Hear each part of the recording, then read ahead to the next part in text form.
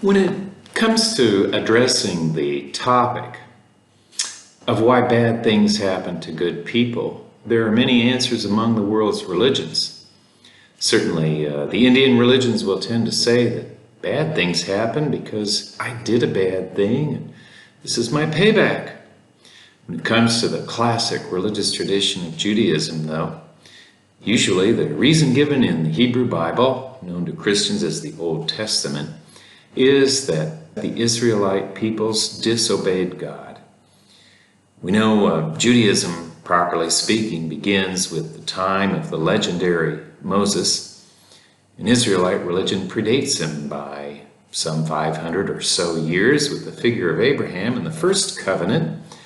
And we see this word covenant reappear many times in Jewish history. Not only Abraham, but God made a covenant with Noah after the flood, and in a sense then the 10 Commandments given to Moses by God are another sign of what to do to keep the contract, the covenant with God. And of course, we don't always live up to the best intentions of any legal system. So Jewish people will acknowledge the day of Yom Kippur, a day of atonement for all the sins of the prior year. We can think of all these tragedies the Jews faced, from bondage and slavery in Egypt to the Babylonian and Assyrian captivities and enslavement, to the time of the Greeks and Romans. And the Roman example in particular was brutal, when there was a mass deportation of the Jewish people off their historic home in Palestine or Israel. Then throughout subsequent Christian centuries, we see Jewish persecution by Christians for the alleged crime of killing Jesus Christ. Now, the real way to see this execution of Jesus Christ could well be best said that it was a Roman crime for being a traitor to the Roman Empire.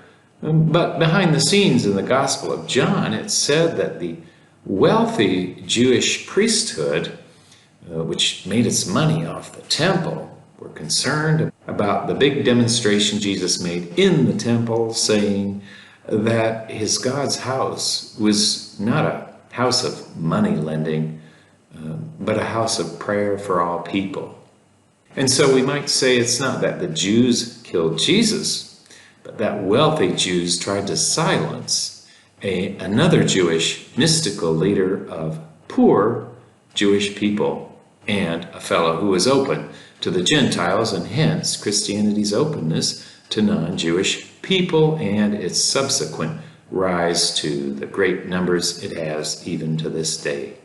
And of course, through all this time, it's not just the covenant, that contract the Jews had with God, but it's also the promise in Jewish scriptures that one day a Mashiach, an anointed person of God, would appear to lead the Jewish people to a time of peace and prosperity where they would be a lamp unto the nations and a guide to the Gentiles, the non-Jewish peoples of the world. Many Jews will look to Israel as the safe haven for Jewish people subsequent to the Holocaust that resulted in the death of 1/3 of their global population. Others, Orthodox Jews, will say no.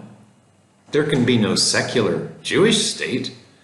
The only legitimate state of Israel is one established by God's Messiah, by God Himself. So these are some of the reasons, but there are so many, for why the Jewish people have persevered through these many centuries. And it is a remarkable religion in that regard. All the religions of earth are unique, but this is the unique feature of Judaism, this idea of covenant and contractual agreement with God, subsequent suffering and atonement, to one day keep hope alive for a brighter day in the future when God will establish God's reign on this very earth. So it's not so much about going to hell or going to heaven as it is with Christians and Muslims. The Jewish people look for the world to come. According to the Hebrew Bible, the world to come will entail us having these very bodies, not spiritual bodies, as St. Paul the Apostle says in the Christian tradition, but as the vision of Ezekiel said, them bones, them dry bones will be knit together again. And it is on this world to come that the Jewish person historically has sought salvation in a future righteous age.